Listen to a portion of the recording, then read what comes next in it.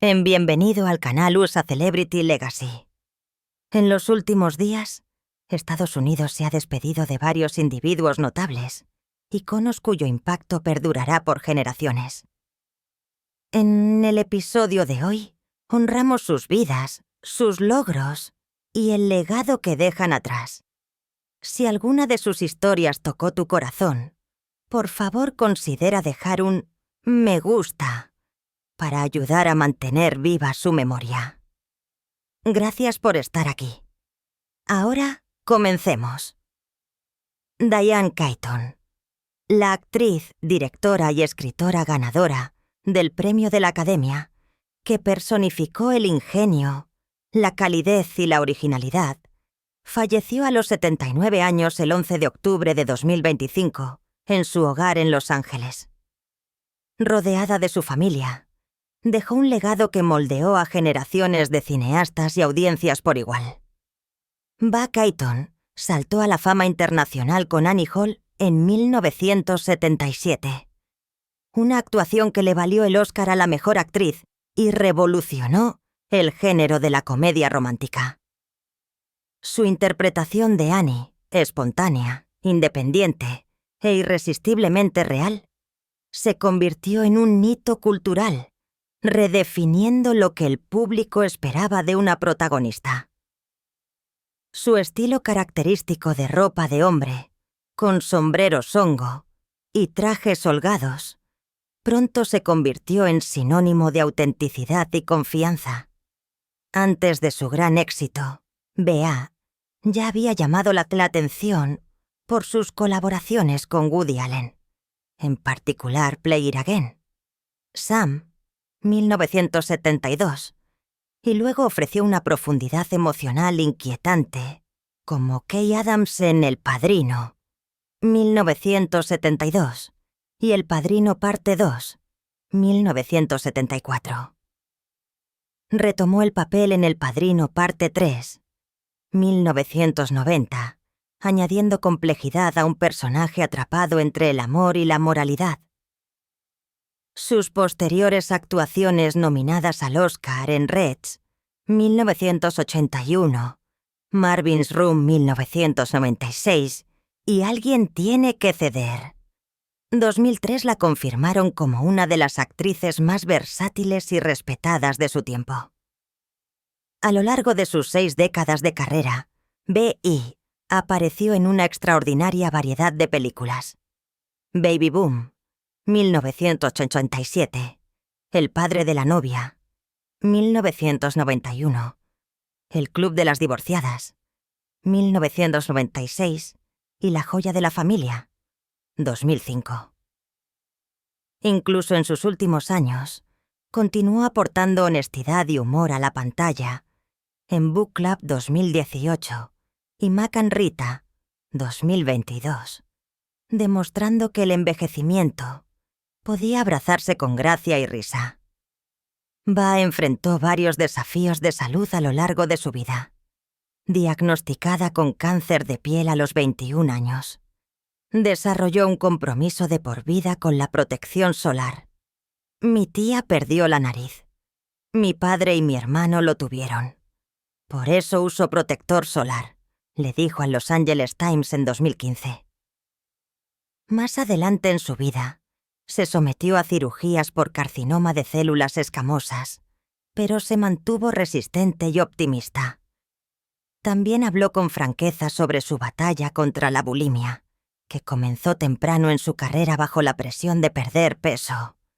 Todo lo que hice fue satisfacer mi hambre. Era una adicta, admitió. Su franqueza ayudó a inspirar a muchos otros a enfrentar luchas similares. Fuera de su celebrada carrera, Ba Keaton encontró una profunda alegría en la maternidad. En sus 50 años adoptó 2 hijos, una hija, Dexter, y un hijo, Duke, llamando a la crianza de los hijos el trabajo más importante de su vida. Me hicieron crecer, dijo en una entrevista pasada, atribuyéndoles el mérito de haber arraigado su fama en algo real. Cuando se le preguntó cómo esperaba ser recordada, Ba respondió una vez: Vivo conmigo misma y difícilmente soy icónica. Simplemente me levanto y soy yo otra vez. Si su historia te inspiró, comenta 79 o escribe a Rip Diane Catton para honrar a una mujer que vivió con verdad, humor y un sentido de sí misma inquebrantable. Sandy Alomar Sr., exjugador de las grandes ligas de béisbol, entrenador y mentor respetado de generaciones de atletas, falleció el 13 de octubre de 2025 a la edad de 81 años. Nacido el 19 de octubre de 1943 en Salinas, Puerto Rico, Alomar formó parte de una de las familias más exitosas del béisbol. Hizo su debut en la MLB en 1964 con los Milwaukee Braves y jugó durante más de 15 temporadas, sobre todo con los California Angels y los Chicago White Sox. Conocido por sus agudos instintos defensivos y su presencia constante en la segunda base, fue seleccionado 2 veces como All-Star y se ganó una reputación como uno de los jugadores de cuadro más confiables de su época. Después de que terminaron sus días como jugador en 1978, Alomar hizo una transición natural al entrenamiento, pasando décadas como un instructor y mentor de confianza con varias organizaciones, incluidos los Cubs, los Mets y los Indians. Su influencia se extendió más allá del campo, moldeando no solo las habilidades de los jugadores, sino también su carácter y su enfoque del juego. El béisbol corría profundamente en la familia Alomar. Sus hijos, Sandy Jr. y Roberto, se convirtieron en All-Stars de la MLB, llevando adelante el legado de la pasión y la disciplina de su padre. Sandy Alomar Sr. será recordado como un pionero de Puerto Rico, un puente entre generaciones de jugadores y un hombre cuyo amor por el juego nunca se desvaneció. Para honrar su vida, los fanáticos pueden escribir Rip Sandy Alomar Sr. o comentar 81, la edad de un amante del béisbol, cuya influencia continuará resonando a través del deporte al que dedicó su vida. Jimmy Shaw, el actor nacido en Estados Unidos que se convirtió en un rostro familiar en la televisión española, murió el 11 de octubre de 2025, a la edad de 59 años. Shaw obtuvo reconocimiento por primera vez por su papel como Matthew en la comedia de larga duración, La que se avecina, donde su humor seco y su encanto natural lo convirtieron en un favorito de los fans entre los espectadores. Su actuación, marcada por la discreción y el ingenio, aportó equilibrio al enérgico elenco del programa y le valió un respeto silencioso en toda la comunidad del entretenimiento española. Durante 2 décadas en la industria, Shaw trabajó tanto en producciones españolas como internacionales, incluyendo El Ministerio del Tiempo y Un Día Perfecto. Su fluidez bilingüe y su talento adaptable lo ayudaron a navegar entre 2 mundos creativos, construyendo puentes entre la actuación entrenada en Hollywood y la narración europea. Sus colegas lo describieron como profesional, reflexivo y generoso con los jóvenes artistas. Nacido el 3 de junio de 1966 en Los Ángeles, Shaw comenzó en el teatro antes de mudarse a Madrid, donde construyó tanto su carrera como su hogar.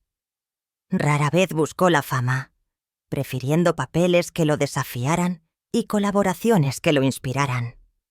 Jimmy Shaw será recordado como un artista que demostró que la sinceridad en la pantalla trasciende el lenguaje y la cultura. Si su trabajo alguna vez te hizo sonreír o detenerte a reflexionar, tómate un momento para honrarlo. Comenta 59. Su edad, o escribe Rip Jimmy Shaw, en memoria de una vida dedicada al arte de contar historias. Jane Goodall, una primatóloga, etóloga y antropóloga pionera cuyo trabajo transformó la comprensión de la humanidad sobre los animales y nosotros mismos, Murió el 1 de octubre de 2025. Tenía 91 años. Goodall comenzó su investigación en 1960 en el Parque Nacional del Arroyo Gombe en Tanzania, donde documentó chimpancés usando herramientas, cazando y mostrando vidas emocionales complejas. Estas observaciones innovadoras derribaron suposiciones arraigadas sobre el límite entre los humanos y otros primates y la convirtieron en una de las científicas más influyentes del siglo XX. Su trabajo remodeló la primatología, la antropología y el estudio del comportamiento en sí. Más allá del campo, Goodall se convirtió en una defensora global de la conservación y la educación. En 1977, fundó el Instituto Jane Goodall, que apoya programas de investigación y conservación basados en la comunidad. Más tarde, lanzó Roots and Shoots, una red internacional de jóvenes que promueve la acción ambiental y humanitaria en más de 60 países. Sus libros, conferencias e incansable defensa la convirtieron en una de las voces más reconocibles en la lucha para proteger el planeta. Nacida en Londres en 1934, Goodall mostró una fascinación por los animales desde la primera infancia. Obtuvo un doctorado en etología de la Universidad de Cambridge, uno de los pocos otorgados a una persona sin un título universitario. A pesar de su fama, era conocida por ser modesta y profundamente comprometida con su misión, a menudo pasando más de 300 días al año, viajando para difundir su mensaje de conservación y esperanza. Jane Goodall deja un legado que combina ciencia, compasión y activismo. Sus descubrimientos cambiaron para siempre la forma en que el mundo ve a los animales, mientras que su defensa inspiró a generaciones a salvaguardar el mundo natural. Comenta 91. Su edad. O escribe Rip Jane Goodall para honrar a una científica y activista que redefinió la relación de la humanidad con la naturaleza. La hermana Jean, la querida capellana del equipo de baloncesto masculino de la Universidad Loyola de Chicago, y un símbolo perdurable de fe y optimismo, falleció el 9 de octubre de 2025. Tenía 106 años. Nacida Jean Dolores Schmidt el 21 de agosto de 1919 en San Francisco. Entró en las Hermanas de la Caridad de la Santísima Virgen María a temprana edad, dedicando más de 8 décadas a la educación, la fe y el servicio comunitario. Durante la mayor parte de sus años, trabajó silenciosamente como maestra y consejera, moldeando innumerables vidas jóvenes. Pero en 2018 se convirtió en un tesoro nacional inesperado cuando, a los 98 años, sirvió como el corazón espiritual de la carrera de Cenicienta de Loyola hacia la Final Four de la NCAA. En 2023 publicó sus memorias, Despierta con propósito, reflexionando sobre los valores que guiaron su larga vida: gratitud, curiosidad y fe inquebrantable. Incluso en sus años centenarios, la hermana John permaneció activa en el campus, escribiendo cartas de aliento y apareciendo junto a la cancha con su sonrisa característica y la bufanda de Loyola. Aunque nunca buscó la fama, su presencia le recordó al país que la alegría y la creencia son atemporales. El legado de la hermana Jean perdura no solo en la historia de Loyola, sino en los corazones de todos los que vieron su luz. Su vida fue un retrato de propósito firme, vivido con gracia y humor hasta el final. Comenta 106 o escribe Rip Sister Sian para celebrar una vida de servicio y espíritu que inspiró a generaciones. Terry Johnson, legendario cantante, compositor y productor mejor conocido como miembro de Los Flamingos, falleció el 8 de octubre de 2025 a la edad de 86 años. Nacido el 12 de noviembre de 1938 en Baltimore, Maryland. Johnson se unió a los Flamingos en 1956, agregando su voz suave, de tenor y armonías refinadas al sonido característico del grupo. En 1959, su clásico atemporal, I Only Have Eyes for You, se convirtió en un momento decisivo en la historia de la música, una canción de amor etérea que aún cautiva a los oyentes décadas después. Después de dejar los Flamingos, Johnson se unió a Motown Records, donde colaboró con Smokey Robinson y The Miracles en éxitos conmovedores como Baby Baby Don't Cry y Here I Go Again. Su influencia creativa ayudó a dar forma a la edad de oro del soul, combinando elegancia y emoción en cada nota. En años posteriores, Johnson se dedicó a ser mentor de jóvenes artistas, asegurando que la gracia y la artesanía de su generación perdurarán. Su arte representaba más que fama. Fue una devoción de por vida a la melodía, la armonía y la verdad en la música. Aunque la voz de Terry Johnson ahora está en silencio, su legado continúa resonando a través de cada canción que tocó, un suave recordatorio del poder perdurable del amor.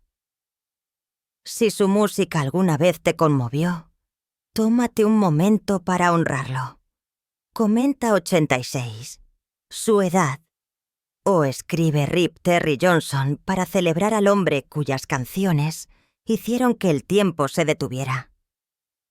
John Lodge, célebre bajista y compositor de los Moody Blues, murió el 10 de octubre de 2005 a la edad de 81 años. Nacido en Birmingham, Inglaterra, en 1945, Lodge se sumergió en la música desde una edad temprana, dominando la guitarra y el bajo.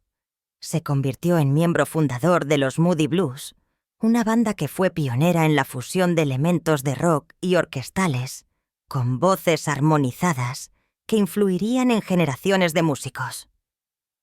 Contribuyó a Paquia a algunos de los álbumes más icónicos de la banda, incluyendo Days of Future Past, In Search of the Lost Chord y Seventh Sojourn, coescribiendo pistas que siguen siendo celebradas hasta el día de hoy.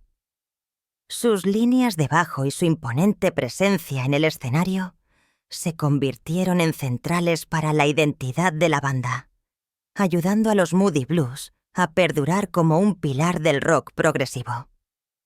Fuera del centro de atención, Lodge llevó una vida familiar privada, casándose y criando hijos mientras equilibraba décadas de giras y grabaciones globales.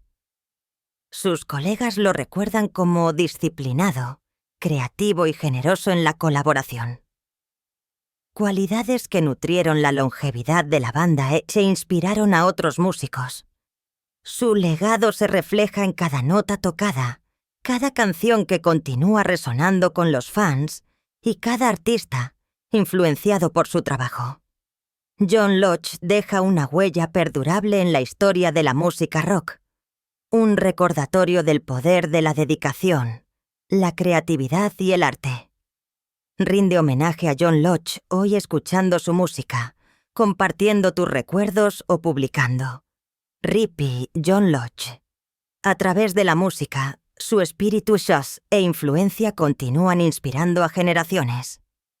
Tommy Price, legendario baterista estadounidense y fuerza de larga data detrás de los sonidos más reconocibles del rock, falleció el 10 de octubre de 2025, a la edad de 69 años. Nacido en Brooklyn, Nueva York, en 1946, la conexión de Price con la música comenzó temprano, cuando construyó su primera batería con piezas de desecho y comenzó a tocar en bandas del vecindario. A finales de su adolescencia, actuaba en todo el circuito de Nueva York, donde su sincronización precisa y su poder atronador le ganaron la admiración de sus compañeros. En las décadas siguientes, realizó giras y grabó con Joan Jett and the Blackhearts, Billy Idol y Scandal, impulsando himnos como I Love Rock and Roll y The Warrior. Sus actuaciones capturaron el desafío crudo y el espíritu del rock de la década de 1980, convirtiéndolo en uno de los arquitectos anónimos del género. Fuera del escenario, Price era conocido por su humor tranquilo, su disciplina y su lealtad inquebrantable a su oficio. Fue mentor de jóvenes bateristas, enfatizando el ritmo sobre la gloria y el trabajo en equipo sobre la fama. Le sobreviven su familia y amigos que lo recuerdan tanto como un artista humilde, como un compañero leal. El ritmo constante de Tommy Price todavía resuena en los recuerdos de aquellos que crecieron con su música. Para celebrar su ritmo y legado, comenta 69 su edad, o escribe a Rip Tommy Price para honrar al baterista que le dio al rock su latido y su humanidad. Patricia Routledge, una de las actrices y cantantes más celebradas de Gran Bretaña, murió el 3 de octubre de 2005. Tenía 95 años. Es mejor conocida por su interpretación de Hyacinth Bucket en Keeping Up Appearances de la BBC, un papel que interpretó de 1990 a 95. La perdurable popularidad del programa la convirtió en un nombre familiar. Su interpretación mezclando sátira con calidez, de una manera que definió la comedia británica durante años. Su carrera se extendió mucho más allá de la televisión. Routledge construyó su base en el teatro, actuando en compañías de repertorio y más tarde en el West End, donde se estableció como un talento dramático y musical. En 1968, su papel en Darling of the Day le valió el premio Tony a la mejor actriz en un musical, cimentando su lugar a ambos lados del Atlántico. Más tarde, expandió su trabajo televisivo con Hedy Wayne Investigates, mostrando al público una nueva dimensión de su arte. Nacida en Birkenhead en 1929, vivió una vida personal tranquila, pero permaneció dedicada al escenario y al fomento de jóvenes talentos. Sus colegas la describieron con frecuencia como generosa, disciplinada y profundamente profesional. Su legado perdura en las actuaciones que llevaron risas, profundidad y verdad al público de todo el mundo. Para honrar a Patricia Routledge, comenta 95 su edad, o escribe Rip Patricia Routledge en memoria de su impacto duradero en el teatro y la televisión. Ron Dean, el actor estadounidense cuya carrera fue definida por papeles de clase trabajadora en cine y televisión, falleció el 5 de octubre de 2025. Tenía 78 años. Dean se convirtió en un rostro familiar para el público a través de papeles secundarios que llevaban peso y autenticidad. Apareció en clásicos como Risky Business, 1983, The Breakfast Club, 1985, The Fugitive, 1993, The Client, 1994 y The Dark Knight, 2008. A menudo elegido como detectives, policías o personajes de cuello azul, encarnó un realismo que fundamentó las historias a las que se unió. Nacido el 15 de agosto de 1947 en Chicago, Illinois, la vida de Dean estuvo profundamente conectada con su ciudad natal. Antes de ingresar a la actuación, sirvió en el ejército de los EEU, una experiencia que le dio a sus actuaciones posteriores una ventaja natural. Comenzó en el teatro antes de construir constantemente un largo currículum en cine y televisión, moviéndose con facilidad entre dramas criminales, éxitos de taquilla de Hollywood y películas independientes. Aunque su rostro era bien conocido, Dean eligió una vida fuera del centro de atención. Colegas y amigos lo elogiaron por su profesionalismo y humildad tranquilos, señalando que dejó que su trabajo hablara por sí mismo. Tómate un momento para recordarlo. Comparte una historia. Recuerda una escena que dejó una impresión o simplemente publica el número 78. Su edad, como un tributo a un actor dedicado cuyo legado permanece en las películas que dejó atrás. Lionel Richie, el arquitecto atemporal de la emoción, el narrador cuyas melodías han sobrevivido a generaciones. No es simplemente un cantante, es el alma de nuestras baladas más perdurables. La voz que le dio al amor su sonido y al desamor su lenguaje. Con facilidad le dio al mundo la gracia de la simplicidad. Con Three Times a Lady convirtió la devoción en un himno. Y con Hello susurró el dolor del anhelo tan bellamente que el silencio mismo se sintió conmovido hasta las lágrimas. Cada letra, cada nota, cada pausa. Un latido del corazón. Escuchar a Lionel Richie no es escuchar música. Es sentir la memoria misma cantar. Es un puente entre épocas, entre el suelo evangélico de Tuskegee y las luces cegadoras de los escenarios más grandiosos del mundo. Desde el funk conmovedor de los Commodores hasta las alturas brillantes de su fama en solitario, la música de Richie ha cruzado generaciones ex idiomas, convirtiéndose en la banda sonora de nuestras bodas, nuestros desamores, nuestros bailes lentos y nuestras despedidas. Su voz ha estado ahí, constante, cálida, perdonadora. Cuando las palabras solas no podían soportar el peso de la emoción para millones, Lionel Richie no es solo un artista. Es un santuario. El sonido familiar de la esperanza envuelto en melodía. Y sin embargo, detrás de esa sonrisa de terciopelo y la calma eterna vive un hombre que ha caminado a través del fuego. Debajo del resplandor del foco hay sombras que el mundo rara vez ve.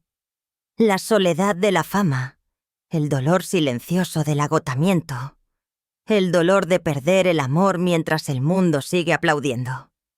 Se ha enfrentado a la presión de la perfección, las grietas de la duda y el miedo a que incluso las leyendas puedan desvanecerse. Pero cada caída solo lo hizo levantarse más alto. Cada desamor se convirtió en otra canción. Y cada silencio se convirtió en una oración. Su vida, como su voz, lleva tanto fuerza como tristeza. Un recordatorio de que la belleza a menudo nace del dolor. Desde los caminos polvorientos de Alabama hasta las arenas más brillantes de la tierra, la historia de Lionel Richie no se trata solo de éxito. Se trata de resistencia, reinvención y fe. El coraje para seguir creando belleza incluso cuando el mundo deja de escuchar. Es el poeta de nuestra humanidad. La prueba de que la sinceridad nunca pasa de moda. Entonces, antes de tararear All Night Long o susurrar las palabras de Hello, haz una pausa por un momento. Deja que su historia te atraviese. Siente el peso de su viaje, la ternura de su triunfo. El fuego detrás de la calma. Porque el hombre que hizo cantar al mundo sobre el amor, ha vivido cada letra que ha escrito. Sus comienzos estuvieron lejos de ser dorados. Lionel Brockman, Richie Jr., nació el 20 de junio de 1949 en Tuskegee, Alabama, una ciudad donde la música era tanto refugio como rebelión, y donde el calor del sur llevaba ecos tanto de coros de gospel como de dolor centenario. Era hijo de Lionel Sr., un analista de sistemas disciplinado del ejército de los EU, y Alberta Foster, una maestra de escuela devota que creía que la educación era la única herencia que no se podía quitar. Su hogar, aunque modesto, estaba lleno de estructura, respeto y sonido. Por las tardes, cuando el aire exterior zumbaba con cicas, el piano de su abuela llenaba la sala de estar, no con una actuación, sino con una oración. Esas notas que se elevaban y temblaban por toda la casa se convirtieron en el lenguaje del primer recuerdo de Lionel. Tuskegee no era una ciudad ordinaria. Era un lugar donde la historia respiraba. El hogar de los aviadores de Tuskegee, la famosa universidad fundada por Booker T. Washington, y un santuario de orgullo para las familias negras, decididas a reescribir su lugar en Estados Unidos. Sin embargo, incluso en su brillantez, las sombras persistían. La segregación trazó líneas invisibles a través de barrios y escuelas, líneas que un joven Lionel no pudo evitar notar. Más tarde recordaría cómo aprendió la dignidad al ver a quienes lo rodeaban llevarla a través de las indignidades diarias. Cada sermón dominical, cada himno susurrado contenía una lección. Que la fuerza no era ruidosa y la gracia podía existir, incluso donde la justicia no existía. En ese mundo de contradicciones, la primera maestra de Lionel fue su abuela Adelaide. Una pianista de iglesia con una fe severa y un corazón tierno. Ella le enseñó no solo a tocar, sino a sentir.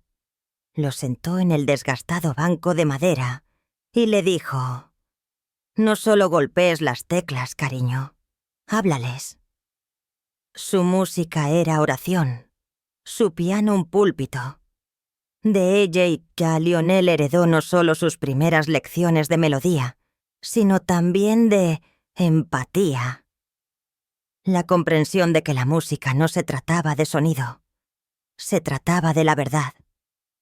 Esas tardes a su lado, cuando el evangelio llenaba el aire y la noche olía a pino y lluvia de verano, se convirtieron en la silenciosa fragua donde su alma comenzó a tomar forma.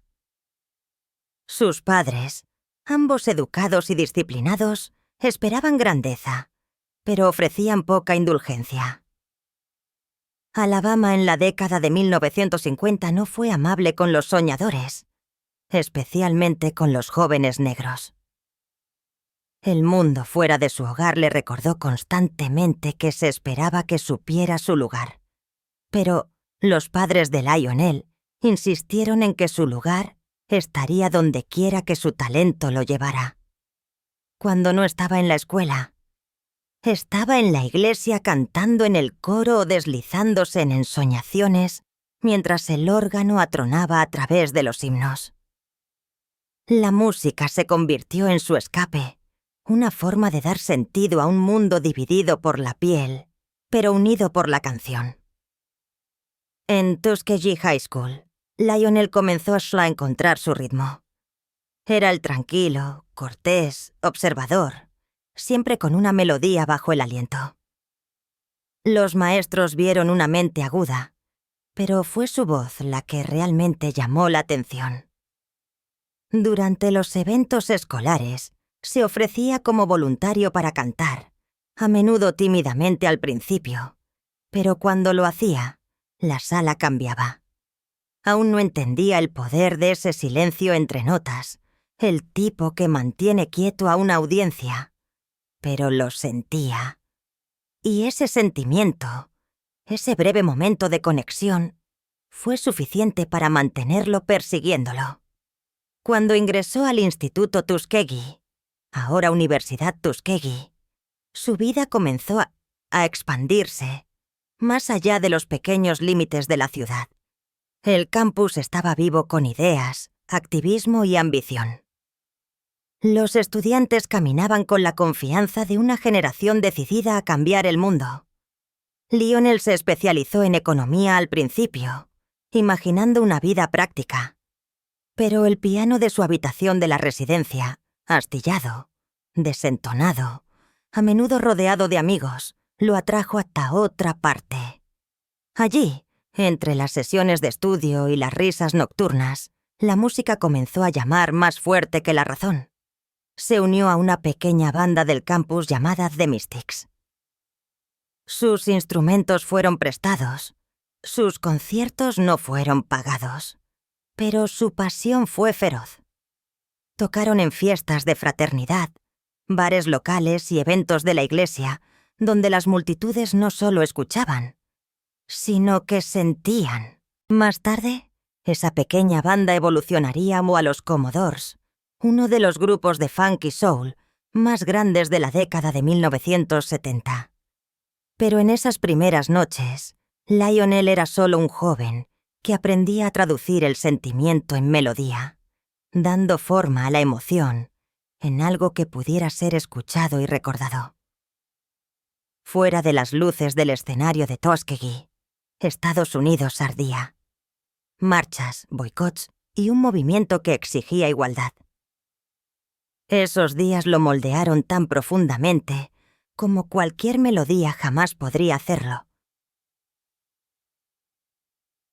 Fue testigo de la injusticia no como titulares, sino como realidad diaria. La tensión entre la esperanza y la dificultad se convirtió en el pulso debajo de su música. Décadas más tarde, cuando escribió canciones sobre el amor, la compasión y la conexión, llevaron el peso silencioso de alguien que había visto con qué facilidad el mundo podía dividirse y lo vital que era cantarlo de nuevo juntos. Tuskegee le dio a Lionel Richie todo: su educación, su brújula moral, su banda y el sonido que algún día haría que el mundo se detuviera y escuchara. Pero también le dio algo más profundo: una comprensión de que la grandeza crece no de la comodidad, sino de la contradicción. Que la belleza nace cuando la lucha se encuentra con la gracia. Y así, antes de convertirse en el hombre que le preguntó al mundo, «Hello», era solo un niño sentado al piano de su abuela en una pequeña ciudad de Alabama, susurrando a las teclas y soñando con un sonido que algún día podría hacer que el mundo sintiera lo que él ya sabía. Que incluso en la oscuridad siempre hay una canción esperando ser cantada. Comenzaron no como estrellas, sino como estudiantes. 6 jóvenes soñadores del Instituto Tuskegee, unidos por el ritmo y el hambre. Era 1968, un año de agitación y transformación en Estados Unidos, cuando la música se convirtió tanto en escape como en protesta. En ese campus histórico, 2 pequeñas bandas, The Mystics y The Jays, se fusionaron en una, eligiendo su nombre al azar de un diccionario: The Commodores.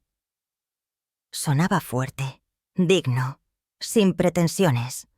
Un nombre perfecto para un grupo que pronto redefiniría la música soul.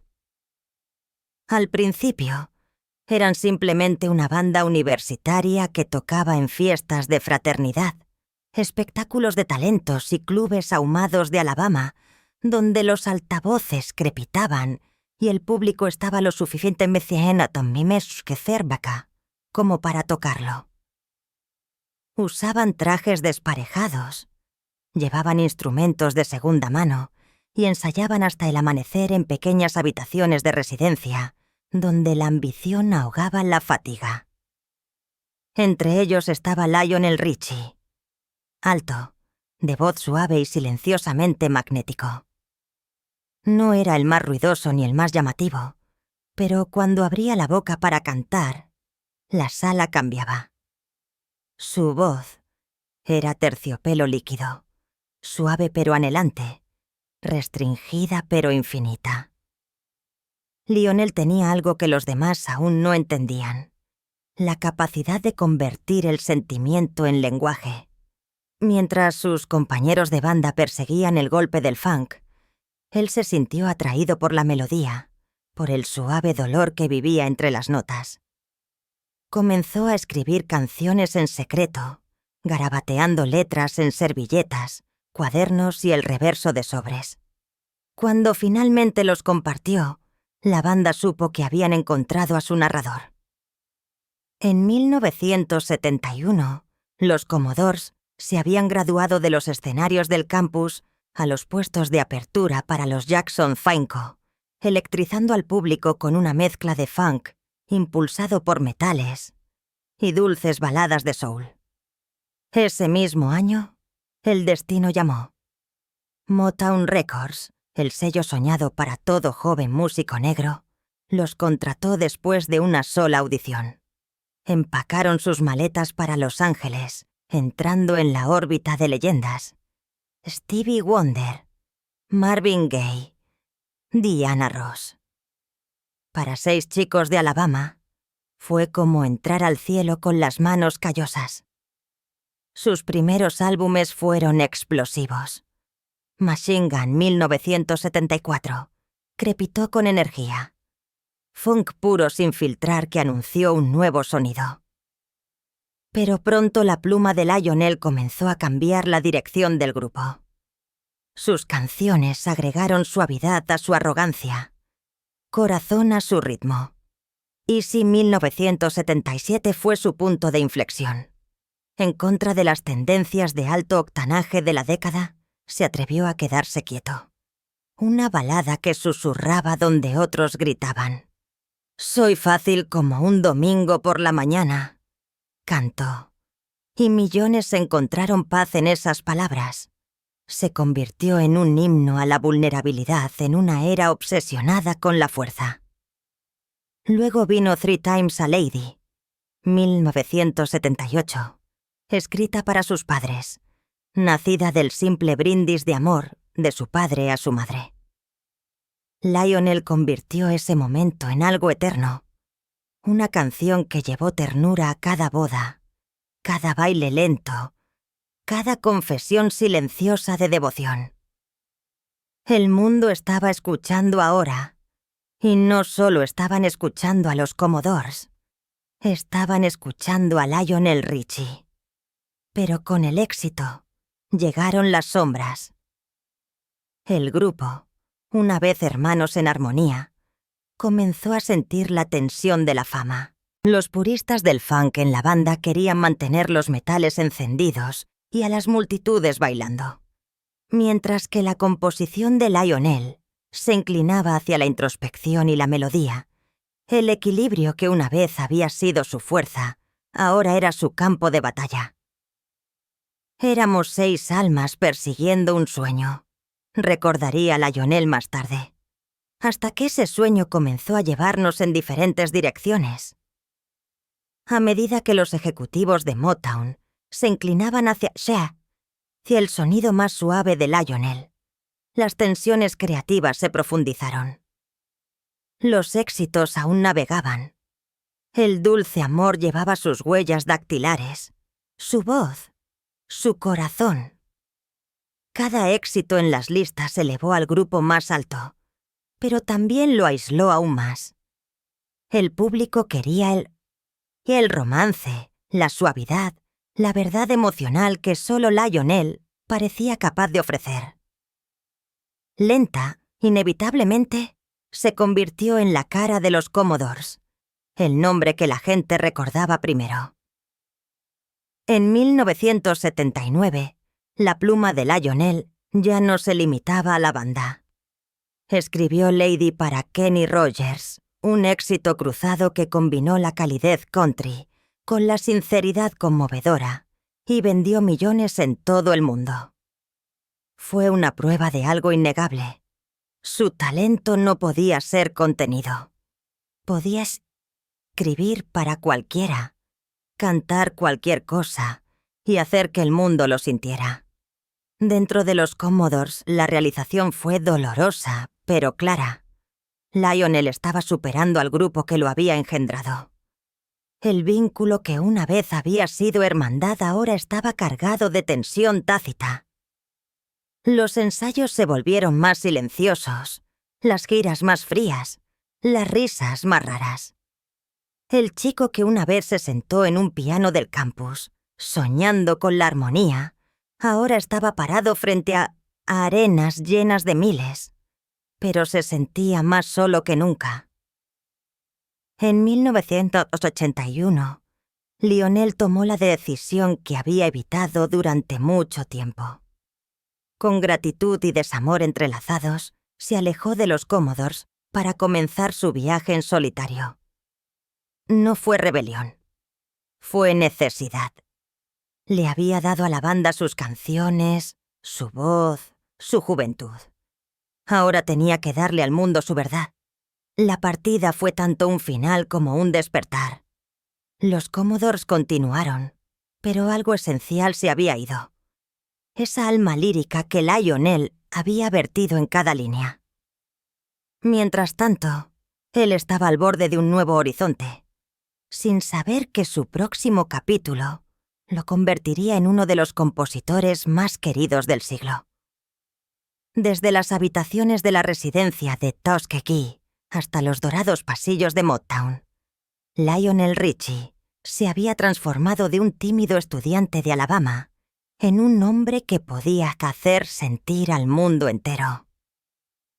Los Commodores habían sido su crisol, el lugar donde el funk se encontró con la fe y donde un poeta aprendió a hacer que el mundo escuchara.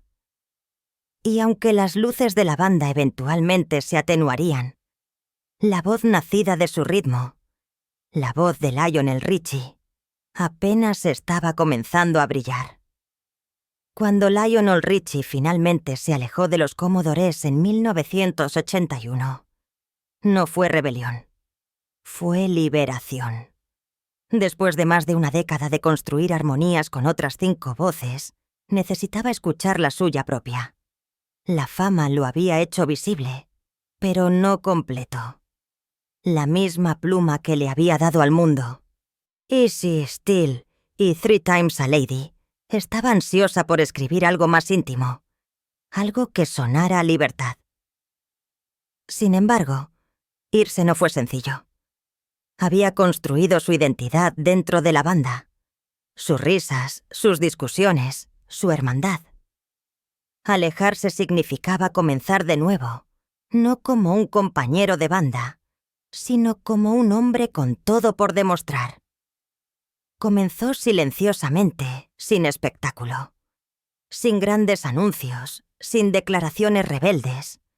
Solo un piano, un cuaderno y el mismo instinto que lo había guiado desde Tuskegee para decir la verdad a través de la melodía. En 1982, esa verdad tomó forma en su primer álbum en solitario, Lionel Richie. Fue tanto una continuación como un renacimiento. La ternura familiar de sus baladas ahora enmarcada por algo más profundo, más personal. El mundo conoció Truly, una canción que no solo se tocaba en las radios, se tocaba en los corazones con sus notas de piano iniciales y esa confesión sin esfuerzo. Eres 1, 2, 3 veces una dama. Y te amo. Lionel recordó a los oyentes que el amor aún podía sonar puro. Truly se disparó directamente al número 1 en el Billboard Hot 100 y le valió su primer premio Grammy a la mejor interpretación vocal pop masculina. El álbum en sí vendió más de 4 millones de copias en todo el mundo, un éxito asombroso para un debut. Pero los números nunca fueron la historia. Lo que importaba era que Lionel Richie, el escritor tranquilo detrás de tantos éxitos de Commodore, había entrado en su propio centro de atención, y el mundo lo recibió no como un exiliado, sino como un heredero de un nuevo tipo de música soul, donde su banda una vez prosperó en el funk del ritmo. El camino en solitario de Lionel se trataba de emoción. Baladas de combustión lenta que trascendieron la raza, el género y la geografía. Su sonido era más suave pero no más pequeño. Universal, pero inconfundiblemente arraigado en la iglesia y la calidez sureña de su juventud. En You Are My Love y Truly encontró su fórmula. Sinceridad envuelta en melodía. Desamor vestido de gracia. Su voz, en partes iguales de dolor y seguridad, se convirtió en el lenguaje del amor en todos los continentes. Pero incluso cuando su primer álbum aún resonaba en las ondas de radio, Lionel ya estaba soñando en grande. Sabía que el éxito no podía repetirse. Tenía que ser reinventado. Así que en 1983 regresó al estudio con una visión más grande que cualquier surco de Motown o balada de amor. Un álbum que uniría no solo estilos musicales, sino mundos enteros. Ese álbum fue Can't Slow Down. El título fue profético. Era imparable. Lanzado en octubre de 1983, Can't Slow Down fue más que una colección de canciones. Fue un manifiesto de confianza. Desde el jubiloso All Night Long hasta el alma profunda Hello. El disco llevaba tanto alegría como anhelo, ritmo y reflexión. Lionel ya no solo cantaba hasta Estados Unidos, estaba cantando al mundo. All Night Long se convirtió en un himno de celebración. Su ritmo inspirado en el calipso, sus vibrantes metales y su canto contagioso. Fiesta Forever convirtió cada continente en una pista de baile. Era alegría destilada en sonido, una invitación universal a olvidar el dolor y bailarlo. La canción encabezó las listas en Estados Unidos, Reino Unido y más allá, cimentando la transformación de Lionel, de baladista del soul, a fenómeno del pop mundial. Luego vino Hello, la canción que lo seguiría para siempre. Un susurro, una pregunta, una confesión envuelta en melancolía. «Hello, is it me you're looking for?» Fue tanto anhelo como rendición. Un retrato del amor visto a través de los ojos de la vulnerabilidad. Cuando se estrenó su video musical, el que tenía a la escultora ciega creando el rostro de Lionel de memoria, el mundo no solo escuchó la canción, sino que la sintió. Para millones, Hello no fue solo un éxito. Fue una herida que sanó en melodía. En 1984, Can't Slow Down se había convertido en uno de los álbumes definitorios de la década, vendiendo más de 20 millones de copias en todo el mundo y ganando el premio Grammy al álbum del año. Lionel Richie, una vez el chico de Tuskegee que observó las manos de su abuela deslizarse sobre un piano, ahora estaba parado en el escenario sosteniendo el más alto honor de la industria musical. Ya no era solo un compositor. Era un arquitecto de la emoción, un artesano que podía convertir el dolor en universalidad. Lo que hizo que el ascenso en solitario de Lionel fuera notable no fue solo su velocidad, sino su sinceridad. En un momento en que MTV celebró el espectáculo en exceso, él ofreció intimidad. Mientras que otros cantaban sobre la rebelión, Lionel cantaba sobre la conexión, sobre el frágil amor cotidiano que la gente reconocía en sí misma. Había tomado el alma de la música negra y le había dado un lenguaje que hablaba al mundo sin perder sus raíces.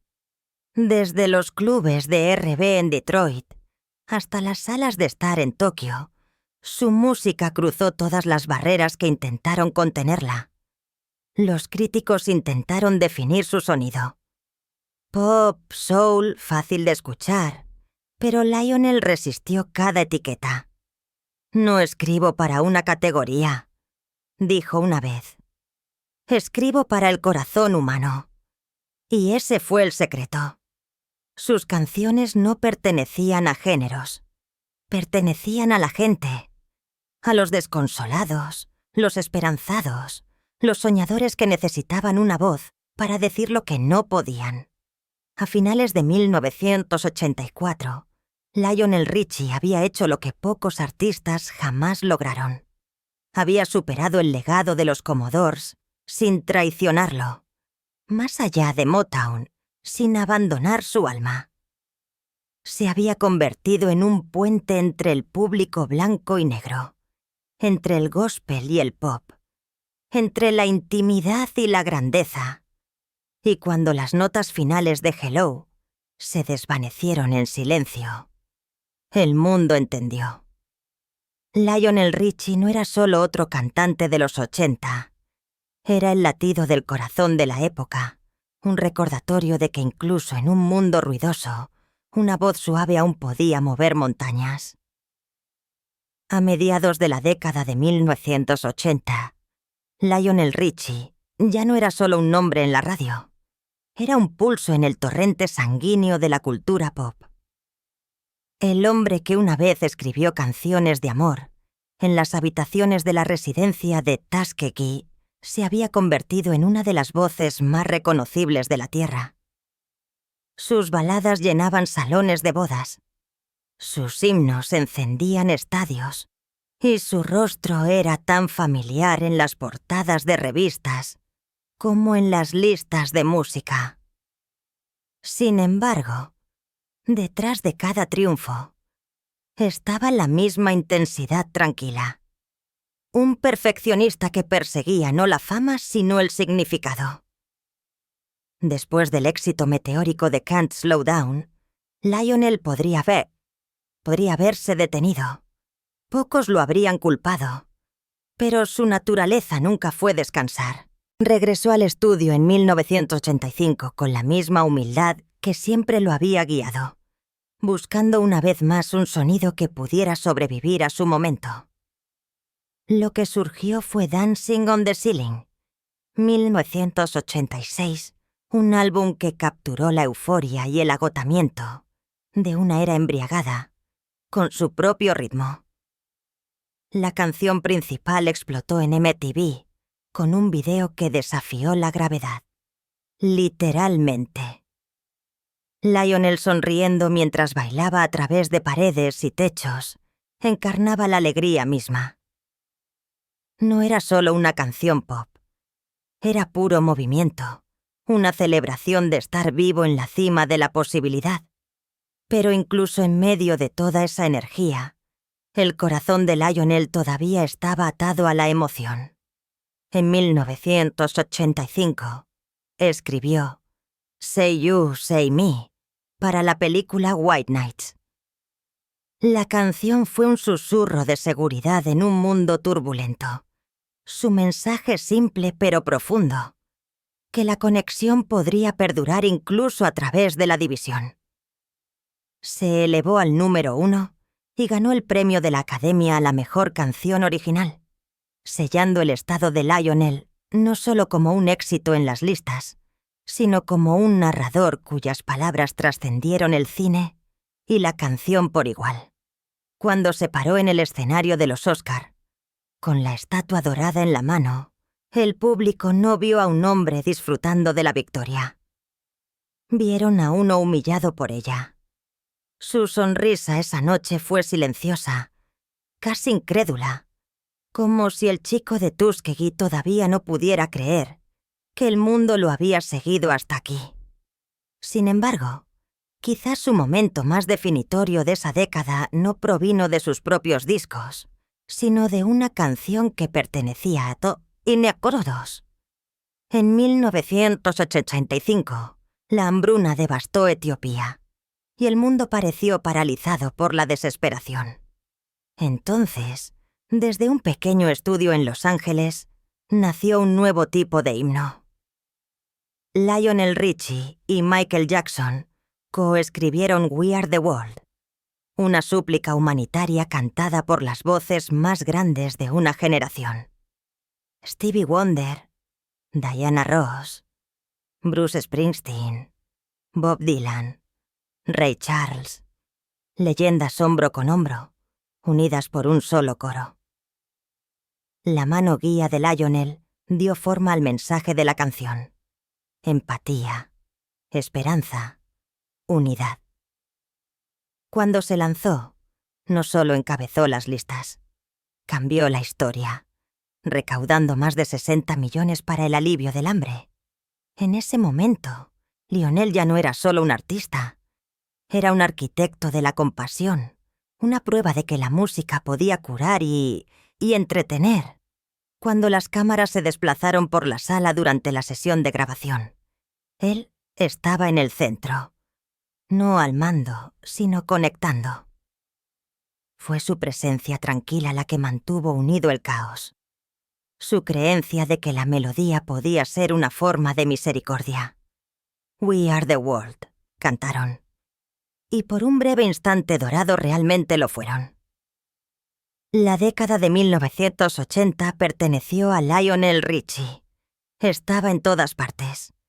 En salones de baile, en salas de estar, en todos los rincones del mundo, donde la gente bailaba, lloraba o se enamoraba. Sus canciones eran más que éxitos, eran rituales. Hello, All Night Long, Stuck on You, Penny Lover, Say You, Say Me. Cada uno un capítulo diferente en la misma historia humana. Los críticos lo llamaron el maestro del sentimiento. Los fanáticos lo llamaron la voz de sus corazones. En una era definida por el exceso, le dio a la sinceridad una banda sonora. Pero la fama mundial conlleva su propio peligro silencioso. Con cada disco vendido, cada concierto lleno, las expectativas se hicieron más pesadas. La industria exigió no solo éxito, sino milagros. Otro éxito, otra reinvención, otra razón para que el mundo siguiera mirando. Lionel ya no solo competía con otros, estaba compitiendo con su propia leyenda. El hombre que una vez escribió canciones en soledad ahora veía cada uno de sus movimientos escudriñado por 1.000.000 de ojos. Detrás del brillo y los aplausos, la fatiga comenzó a susurrar. Más tarde admitiría que el peso de la perfección constante comenzó a sentirse insoportable.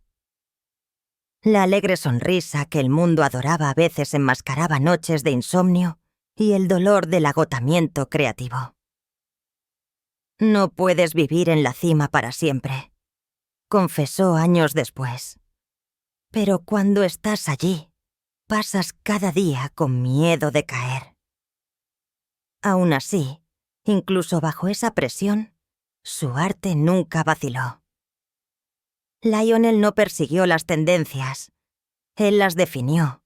Su mezcla de soul, pop y calidez gospel se convirtió en el modelo para toda una generación de cantantes que lo siguieron. Babyface, Whitney Houston, Luther Vandross y muchos otros que llevaron ecos de su ternura a su propia música.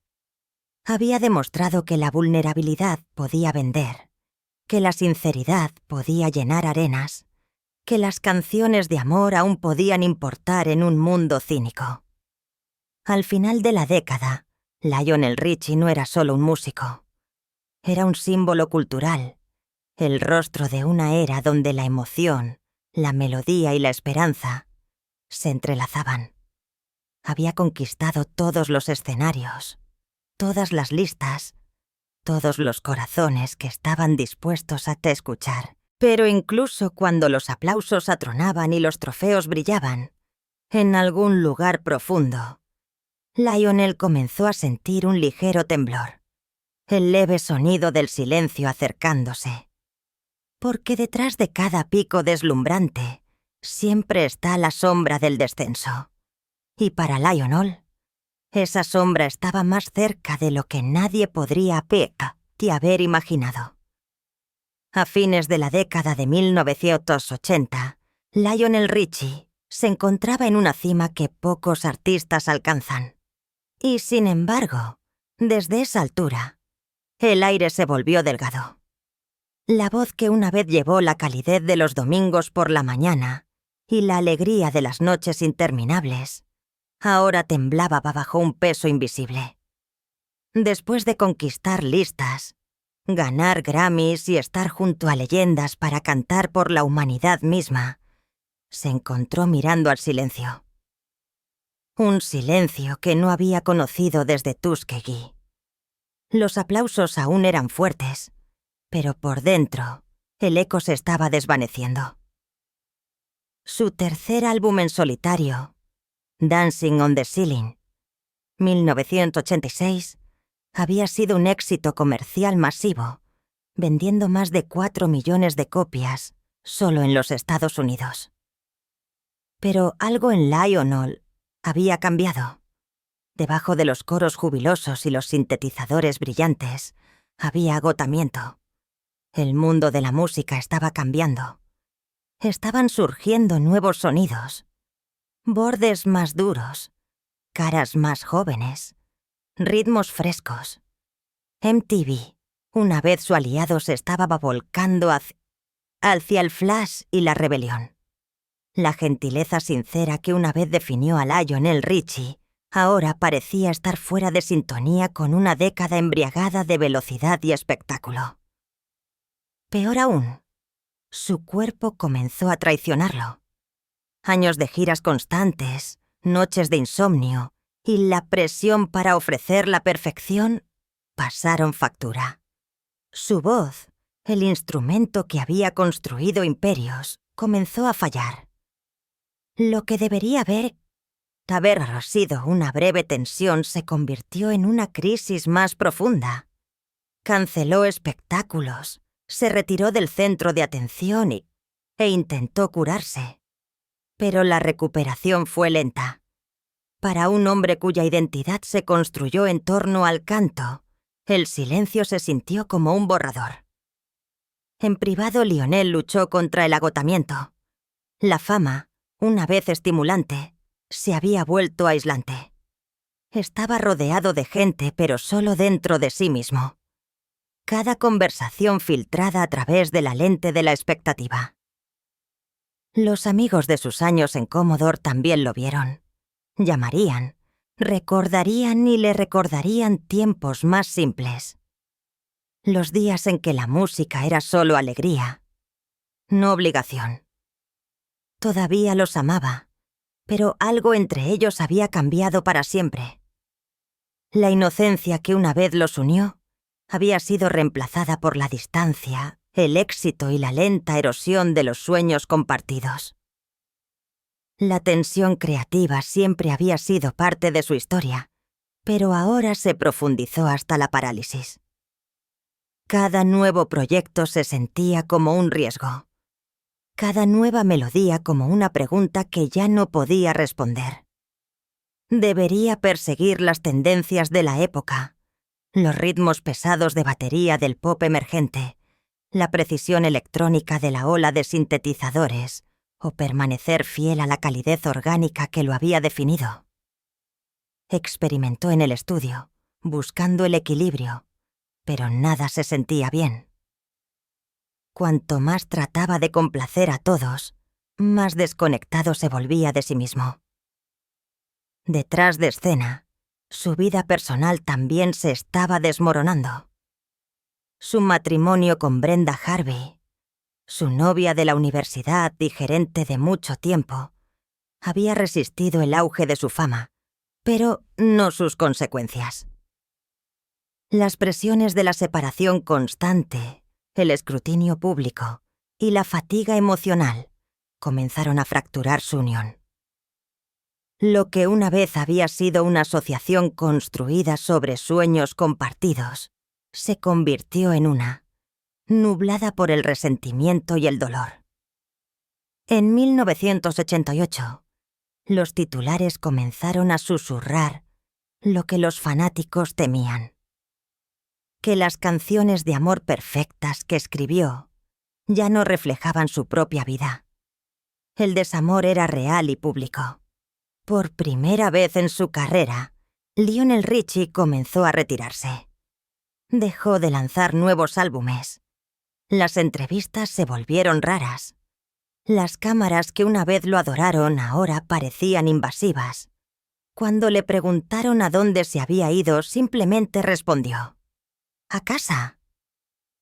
Pero el hogar, incluso en su belleza tranquila, no ofreció respuestas fáciles. Atendía su jardín, visitaba a su familia en Tuskegee y se sentaba durante horas al piano sin tocar una sola nota. Era como si la música misma se hubiera silenciado dentro de él. Los últimos años de la década de 1980 fueron un momento de transformación, no solo para Lionel, sino para el mundo al que había ayudado a poner banda sonora. La edad de oro de las baladas soul pop Se estaba desvaneciendo, reemplazada por un nuevo panorama musical dominado por el hip hop, el glam metal y la precisión digital. Para un hombre que había construido su carrera sobre la emoción y la narración atemporal, fue desorientador. «Pasas toda tu vida aprendiendo a escalar», dijo una vez. «Pero nadie te enseña qué hacer cuando llegas a la cima». Y, sin embargo, incluso en la retirada, la influencia de Lionel se negó a desvanecerse. Artistas de todos los géneros, desde cantantes de R&B hasta bandas de pop, continuaron inspirándose en su calidez, su precisión melódica, su humanidad. Sus canciones siguieron siendo elementos básicos de bodas, elementos fijos de la radio, líneas de vida emocionales. El mundo todavía escuchaba incluso cuando no tenía nada nuevo que decir. Aún así, dentro de él, el conflicto se profundizó. El deseo de descansar y el miedo a ser olvidado. Era un hombre atrapado entre capítulos. Demasiado logrado para volver al principio. Demasiado herido para seguir adelante. Las mismas cualidades que lo hicieron grande. La sensibilidad, el perfeccionismo, la empatía, ahora amenazaban con deshacerlo. Su carrera se había construido sobre la conexión, pero ya no podía sentirla.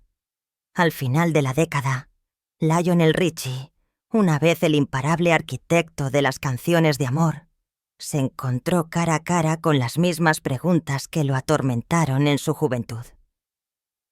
¿Quién soy yo sin la música? ¿Y qué queda cuando el centro de atención se apaga? La respuesta no llegaría rápidamente, pero en algún lugar de esa tranquilidad, en las largas noches de reflexión, en la soledad que la fama le había robado, las semillas de la renovación comenzaron a echar raíces. Porque Lionel Richie había estado mal antes. Sabía que incluso en el silencio, el corazón todavía late y que tarde o temprano, todo verdadero artista debe encontrar el camino de regreso a la canción.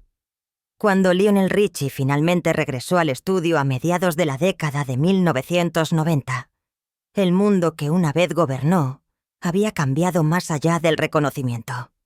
Las brillantes baladas y los exuberantes arreglos de la década de 1980 habían dado paso al grunge, el hip hop y los ritmos R&B que pulsaban con un nuevo tipo de fuego. Las listas ya no pertenecen a la melodía, pertenecían a la actitud. Para muchos de sus contemporáneos, ese cambio marcó un final, pero para Lionel se convirtió en un desafío, un susurro en la oscuridad que decía: «Todavía te queda algo por cantar».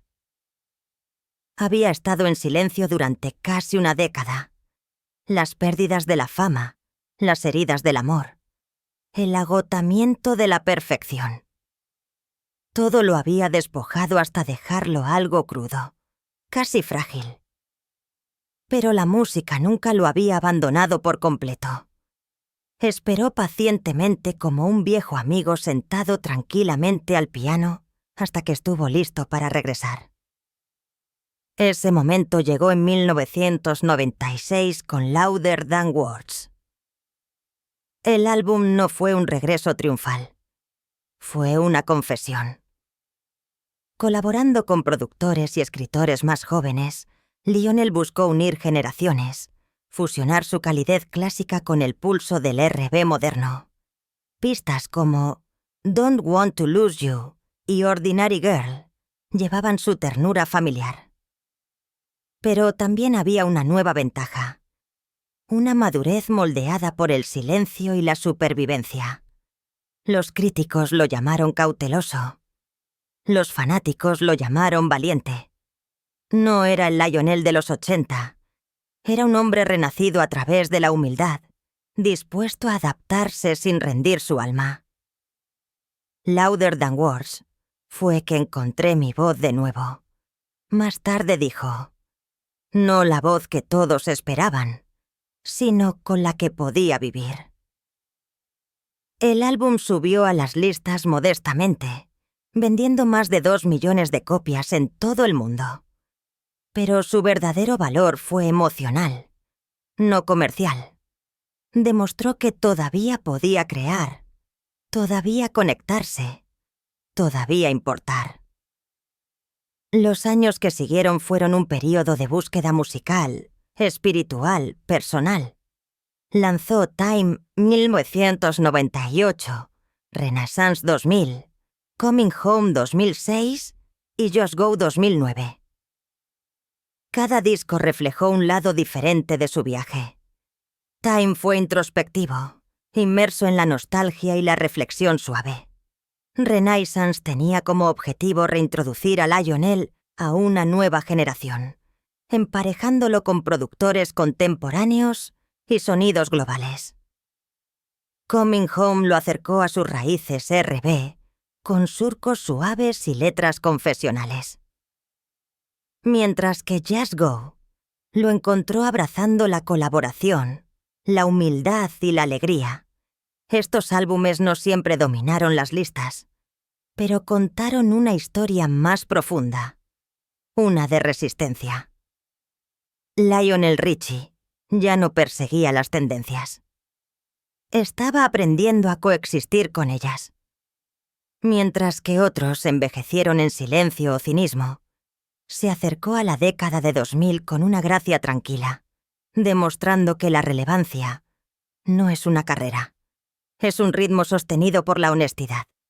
Y luego, cuando nadie lo esperaba, hizo algo extraordinario. En 2012, Lionel Richie regresó a sus comienzos. No con nostalgia, sino con reinvención. El álbum Tuskegee fue tanto un regreso a casa como una revelación. Nombrado en honor al pueblo de Alabama donde nació, reimaginó sus mayores éxitos como duetos country, con artistas como Willie Nelson, Kenny Chesney, Shania Twain y Blake Shelton. En el papel fue un riesgo. En espíritu fue pura poesía. Cada canción, Hello, Stuck on You, You, Say Me, Endless Love, fue despojada, suavizada, renacida a través de guitarras de acero y alma sureña. El resultado fue impresionante. Lo que comenzó como un experimento se convirtió en un fenómeno. Tuskegee debutó en el número 1 en el Billboard 200, su primer álbum en encabezar las listas en más de 25 años, y vendió más de 1 millón de copias solo en los Estados Unidos. No fue solo éxito, fue reivindicación. Para Lionel, Tuskegee no se trataba de reclamar el pasado. Se trataba de demostrar que sus canciones eran atemporales. Ya sea que se toquen en un piano de cola o en una guitarra acústica desgastada, todavía llevaban el mismo latido del corazón. Amor, pérdida y la suave sabiduría de alguien que había vivido ambas cosas. Estas canciones son parte de quién soy, dijo suavemente. Ahora le pertenecen a todos. Pero más allá de los números y los elogios, Tuskegee simbolizó algo más profundo. La reconciliación entre el hombre que era y el artista en el que se había convertido, entre el mundo que una vez lo había dejado atrás y el que ahora le daba la bienvenida a casa. Durante décadas, Lionel Richie había sido definido por una perfección suave, por melodías demasiado limpias para lastimar. Con Tuskegee, permitió que la imperfección brillara.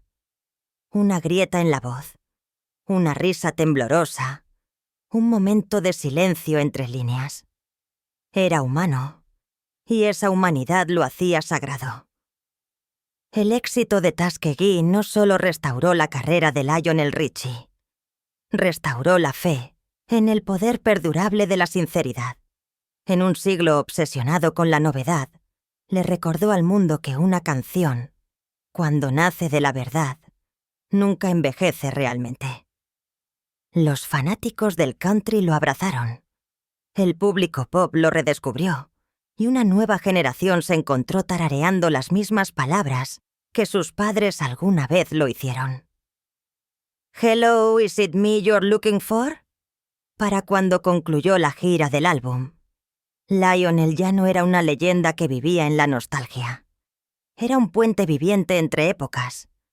Desde los clubes de soul de Tuskegee hasta el escenario mundial, desde Motown hasta Nashville, había convertido la supervivencia en arte.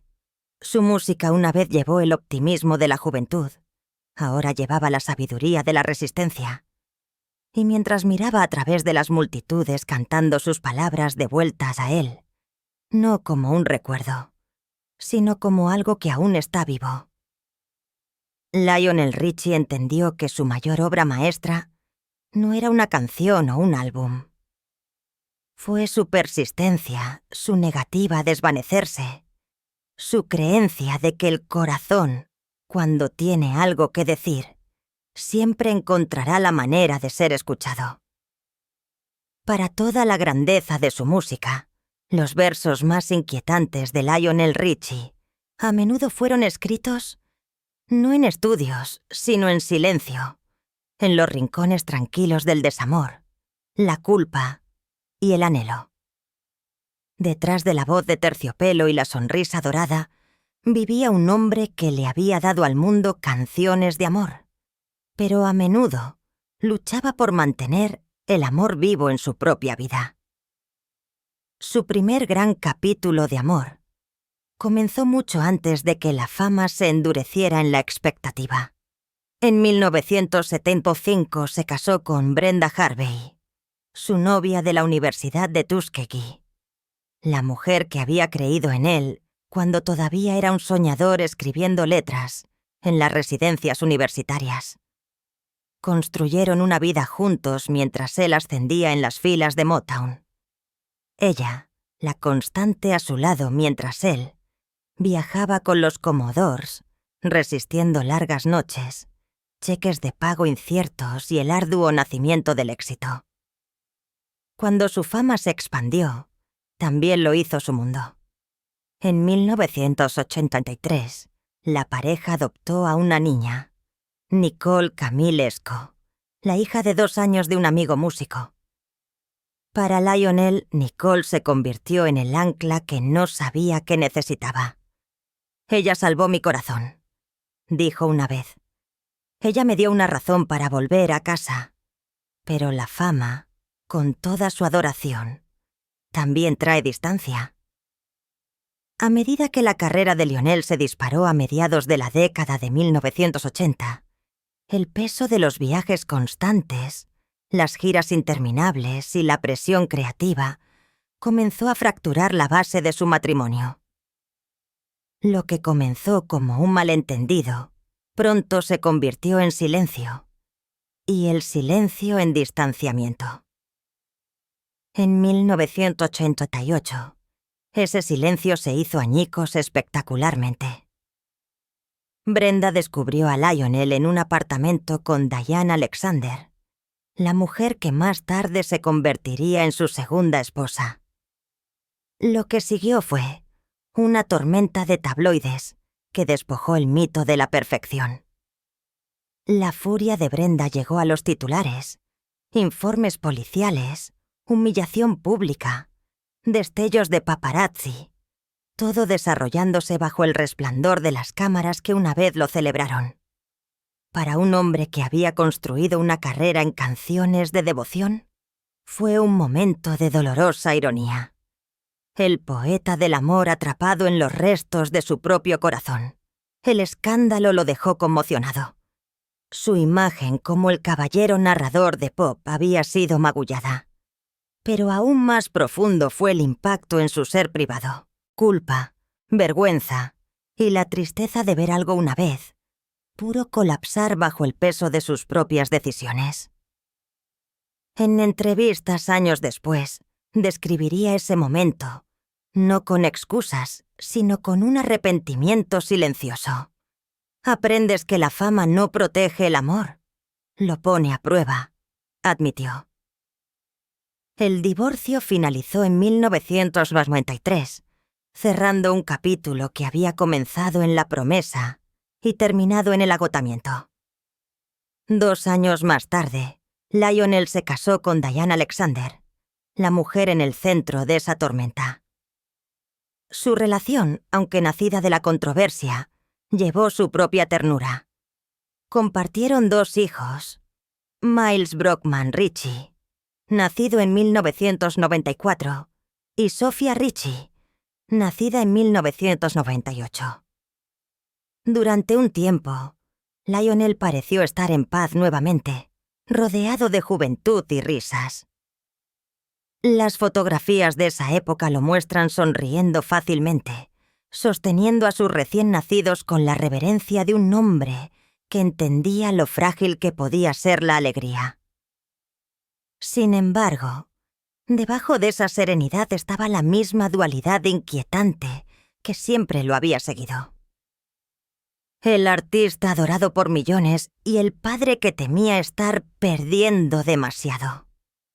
Su fama, aunque una bendición, se convirtió en una especie de jaula. El mundo exigió acceso constante a su vida. Entrevistas, apariciones, giras, mientras sus hijos crecían a la sombra de esa fama, aprendiendo temprano que su padre pertenecía tanto al público como a ellos. Nicole, ahora adulta, más tarde hablaría del extraño dolor de crecer famosa por asociación. «Mi papá siempre estuvo ahí», dijo una vez, pero el mundo siempre fue más ruidoso. Mills, más tranquilo y más reservado, luchó contra las presiones de la expectativa, mientras que Sophia, brillante, ambiciosa y ferozmente independiente, encontró su propio centro de atención en la moda y el modelaje, a menudo descrita como el espejo de su padre en gracia y encanto. Lionel, orgulloso pero protector, aprendió a caminar por la delicada línea entre padre y figura, entre guiar y dejar ir. «Quieres arreglar todo», confesó. «Pero a veces el amor se trata de dar un paso atrás y dejar que se conviertan en quienes son».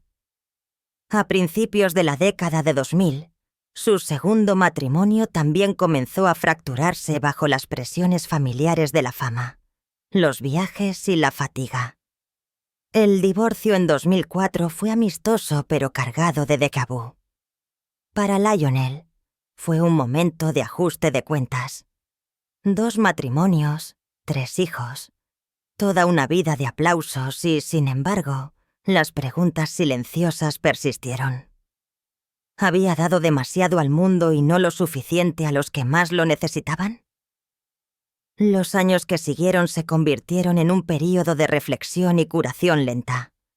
El hombre que una vez llenó arenas comenzó a encontrar consuelo en espacios más pequeños, en la meditación, en la jardinería, en el tiempo pasado junto al piano, no componiendo, sino escuchando. Sus relaciones con sus hijos se profundizaron en estos años. El ascenso a la fama de Nicole, sus luchas públicas y su eventual redención reflejaron el propio arco de su padre. A través de ella, Lionel vio un reflejo de su yo más joven. El dolor de la visibilidad, el anhelo de autenticidad. «Ella es mi mejor maestra», dijo con orgullo tranquilo. Fuera del centro de atención, Lionel descubrió algo que nunca antes había conocido realmente. Contentamiento sin actuación. Ya no necesitaba ser el hombre en el escenario para sentirse completo. Había pasado décadas escribiendo canciones sobre el amor. Pero fue solo ahora, en el silencio, después de 2 divorcios, después del escándalo público, después de la reconciliación, que comenzó a vivirlo. Cuando se le preguntó en años posteriores si todavía creía en el amor, Lionel sonrió con esa suave sonrisa de conocimiento que una vez derritió al mundo. «Siempre», dijo, «porque el amor no es lo que pierdes, es lo que aprendes». Y tal vez esa sea la melodía más verdadera que Lionel Richie haya escrito. No una cantada en el disco, sino una vivida. Una canción de desamor y perdón para toda la vida, de distancia y regreso, de aprender que incluso las leyendas deben tropezar para comprender lo mismo sobre lo que han estado cantando todo el tiempo. Cuando Lionel Richie cruzó los 70 años, su voz, ya había sobrevivido a generaciones. Una banda sonora para bodas, reuniones, desamores y regresos a casa durante 5 décadas. Pocos artistas en la historia moderna podrían reclamar tal alcance. Más de 100 millones de discos vendidos, 4 premios Grammy, un Oscar, un Globo de Oro y una estrella brillante eterna en el Paseo de la Fama de Hollywood. Sin embargo, la verdadera medida del legado de Lionel Richie nunca se ha contado en oro o vidrio. Se ha medido en la forma en que la gente se siente cuando suena su música. Ya sea en un salón de iglesia en Alabama, un café en París o un bar de karaoke en Tokio, alguien en algún lugar todavía está susurrando «Hello, is it me you're looking for?» Es uno de esos raros artistas que logró volverse atemporal sin volverse nostálgico. Sus canciones, All Night Long, Easy, Endless Love, Say You, Say Me, no son reliquias de una época pasada, sino himnos vivos a la emoción misma. Trascenden género, color y generación. En la década de 1970, le dio elegancia a la música soul. En la década de 1980, le dio sinceridad al pop. Y en la década de 2000, cuando la industria comenzó a intercambiar sentimiento por flash, Lionel resurgió silenciosamente, recordando al mundo que la melodía y el significado aún importaban. Cuando Tuskegee lo llevó de vuelta a la cima de las listas en 2012, hizo más que revivir una carrera. Lo reconectó con el espíritu de donde todo comenzó. Sus canciones renacidas a través de armonías country y colaboraciones modernas se convirtieron en puentes entre tradiciones, R&B y country, blanco y negro, pasado y presente. En ese acto de reinvención, Lionel Richie se convirtió en algo más grande que una estrella. Se convirtió en un unificador, un recordatorio de que la música en su forma más pura es el lenguaje universal de la empatía. No fue una sorpresa entonces cuando en 2018 Richie aceptó un nuevo papel que llevó su calidez a una generación completamente nueva como juez en American Idol. Allí no era la leyenda inalcanzable de otra época, sino el sabio mentor. Tranquilo, humorístico, infinitamente compasivo. No habló de fama sino de alma, instando a toques a los jóvenes artistas a encontrar la verdad antes del éxito. El mundo no necesita otro éxito, le dijo así a un concursante. Necesita tu historia. Su gentil honestidad combinada con la gravedad de un hombre que había vivido cada letra que escribió, lo convirtió en la brújula emocional del programa. Para muchos jóvenes cantantes, un guiño de Lionel Richie significaba algo más grande que cualquier trofeo. Significaba la validación de un nombre cuya música ya había sobrevivido la prueba del tiempo. Sin embargo, incluso cuando la televisión lo reintrodujo a millones, Lionel nunca abandonó las causas que habían definido su lado más tranquilo. Su trabajo humanitario continuó desde el apoyo a la Breast Cancer Research Foundation y City of Hope, hasta servir como embajador global de UNICEF, un papel que había desempeñado desde los días de We Are the World. Ese himno de 1985 coescrito con Michael Jackson había sido más que un sencillo benéfico. Fue una declaración espiritual. E incluso ahora, décadas después, el corazón humanitario de Lionel permanece inquebrantable. No dejas de preocuparte cuando las cámaras se apagan. Una vez dijo, ahí es cuando más importa. Los honores que siguieron en la vida posterior parecen hacer eco de esa misma verdad. En 2022, Lionel Richie finalmente fue incluido en el Salón de la Fama del Rock and Roll. Un reconocimiento que muchos sintieron que hacía mucho tiempo. El momento fue menos una coronación que una confirmación de que su influencia nunca había pertenecido a un estilo, una década o un público. Su discurso de aceptación fue puro Richie, humilde, humorístico y reflexivo. «Estoy parado aquí porque alguien creyó en mis canciones», dijo, su voz temblando ligeramente. «Si mi música ayudó a alguien a superar la noche, entonces esa es mi recompensa». Para aquellos que estudian la arquitectura de la música popular, la huella de Lionel está en todas partes. Desde las baladas con infusión de soul de artistas como John Legend y Alicia Keys, hasta la narración suave de Ed Sheeran o Bruno Mars. Su fusión de letras sentidas, melodía y temas universales construyó el modelo para la sinceridad pop contemporánea. Y sin embargo, a diferencia de tantos iconos, lleva su influencia a la ligera. No da conferencias, simplemente lidera con el ejemplo. Amable, con los pies en la tierra y siempre consciente de que la fama es fugaz, pero la bondad perdura. Incluso en la era del streaming, donde los algoritmos dictan lo que el corazón debe sentir, Lionel Richie permanece inmune a la obsolescencia. Sus canciones prosperan no por la nostalgia, sino porque todavía hablan de las cosas que nunca cambian.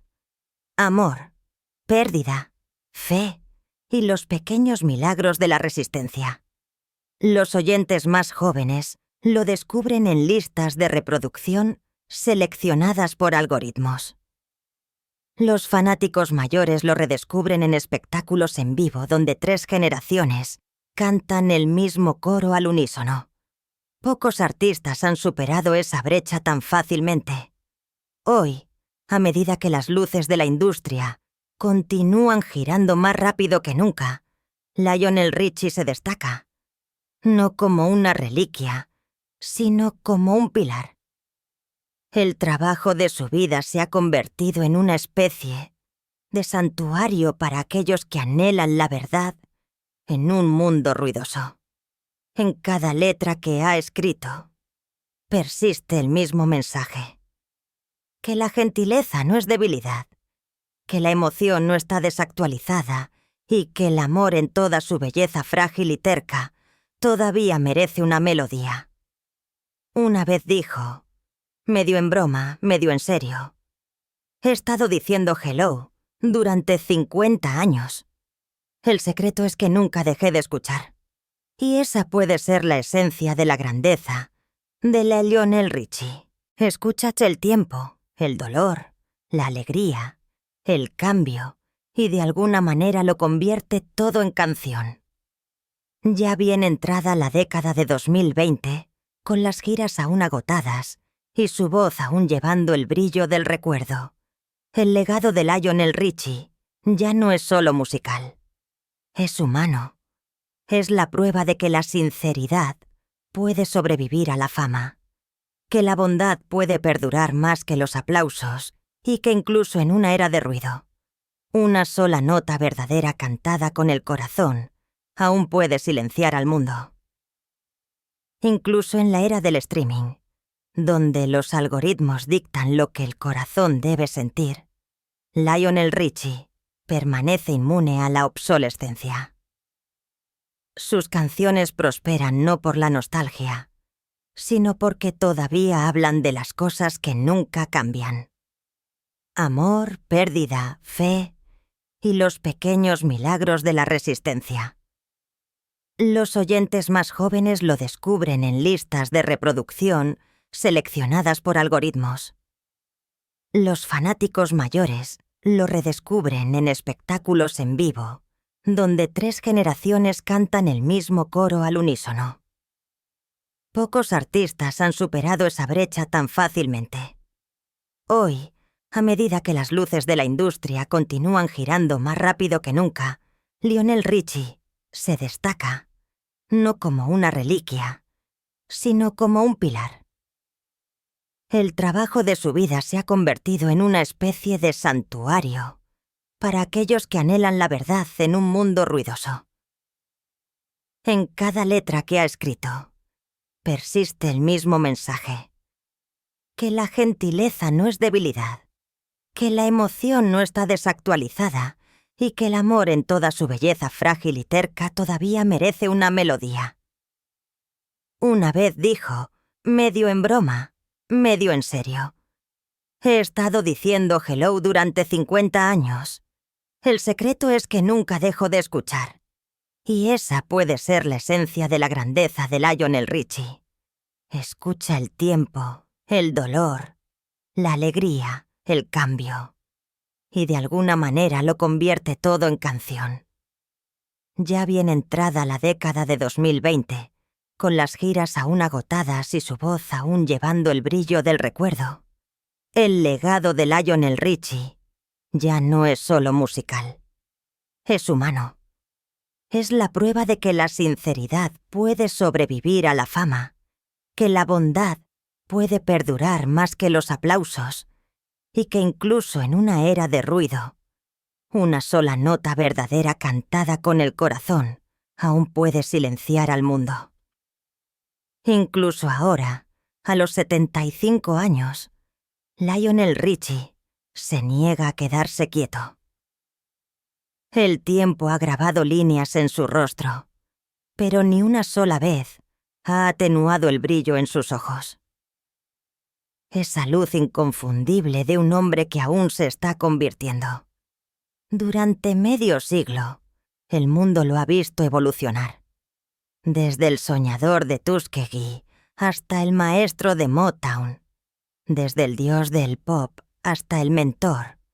Desde el sobreviviente del desamor hasta la leyenda viviente. Sin embargo, si le preguntas a Lionel, te dirá que la historia no ha terminado. Todavía estoy escribiendo The Bridge, dijo recientemente con esa sonrisa familiar. La canción aún no ha terminado. En 2025 lanzará su tan esperada autobiografía, una reflexión profundamente personal sobre el camino que lo hizo desde la pequeña ciudad de Alabama hasta el estrellato mundial a través del dolor, el escándalo, el perdón y la gracia.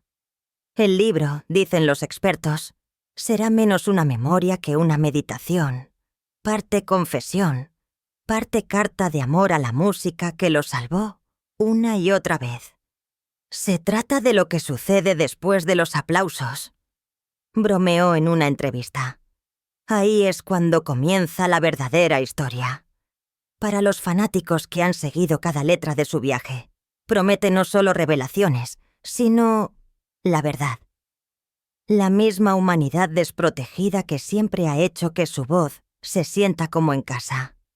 Y el escenario todavía lo llama. En los últimos años, Lionel ha continuado recorriendo Europa, Asia y los Estados Unidos, llenando arenas con generaciones que vienen no solo a escucharlo cantar, sino a recordar. Sus espectáculos en vivo se sienten menos como conciertos y más como reuniones. Multitudes balanceándose juntas bajo el mismo coro, prueba de que la música puede envejecer sin desvanecerse. Incluso los artistas más jóvenes que comparten el cartel con él admiten que actuar a su lado es como estar parado a la luz del sol. Te hace sentir visto. Uno de ellos dijo: él no te eclipsa, él te levanta. Lejos del centro de atención. Su vida se ha suavizado en algo más tranquilo y deliberado. Pasa las mañanas caminando por su jardín en Beverly Hills, cuidando rosas y bebiendo café antes de que comience el caos de las entrevistas y los ensayos. Se ha vuelto meticuloso con la salud, el yoga, la meditación y la gratitud como rituales diarios. Aprendes, dice, que el éxito es fácil de perseguir, pero difícil de sobrevivir. Paz. Ese es el verdadero éxito. Pero quizás la mayor evolución de Lionel es la que ninguna lista puede registrar. La transformación de artista a anciano, de cantante a sabio. Su mensaje hoy se trata menos de fama que de fe, en el amor, en la resiliencia, en la posibilidad de nuevos comienzos, incluso cuando crees que los has vivido todos. El truco, le dijo a un periodista, no es mantenerse joven, es mantenerse curioso. Así es como sigues cantando. Entonces, mientras el mundo espera su próxima canción, su próxima historia, Lionel Richie sigue siendo lo que siempre ha sido, un puente entre generaciones, entre el desamor y la curación, entre el hombre que una vez cantó Easy y el hombre que ha aprendido que nada en la vida es realmente fácil. Y ahora, antes de que su melodía se desvanezca en la noche, haz una pausa por un momento. Piensa en lo que su voz ha significado para ti. Las bodas, las despedidas, las noches tranquilas cuando Hello se sintió como una mano que alcanzaba a través de la oscuridad. Porque la mejor canción de Lionel Richie nunca se ha tratado de romance o ritmo. Se ha tratado de nosotros. Sobre el coraje para perdurar, la gracia para perdonar y la belleza de quedarse quieto.